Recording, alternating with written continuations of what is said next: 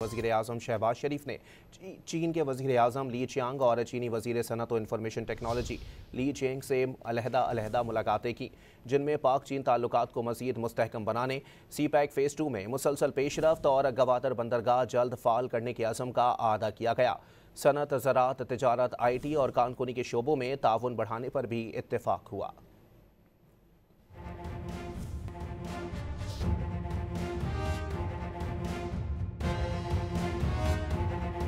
वजीर आजम शहबाज शरीफ की दौरा चीन के दौरान चीनी वजीर आजम ली चियांग और वजीर सनत और इंफॉर्मेशन टेक्नोलॉजी ली चियांग से अहम मुलाकातें हुई। वजीर आजम शहबाज शरीफ और उनके चीनी हम मनसब ली चियांग के दरमियान मुलाकात में पाक चीन ताल्लुकात की मस्बत रफ्तार पर इजहार इत्मीनान किया गया। वजीर आजम ने पाकिस्तान की इलाकाई सलामती, खुद मुख्तारी और समाजी और इक्तिसादी तरक्की के लिए गैर मतजलजल हिमायत पर चीनी क़यादत और कौम का शुक्रिया अदा किया। दोनों रहनुमाओं ने सदर शी जिनपिंग और वजीर आजम की मुलाकात में तय होने वाले इत्तफाक़ राय की रोशनी में पाक चीन ताउन को मजबूत बनाने के अज़्म का इआदा किया। शहबाज शरीफ ने चीनी कैपिटल मार्केट में पांडा बॉन्ड्स के इजरा के इरादे का इजहार किया और बेल्ट एंड रोड इनिशिएटिव चीन पाकिस्तान इक्तिसादी राहदारी की अहम शराकत को उजागर किया।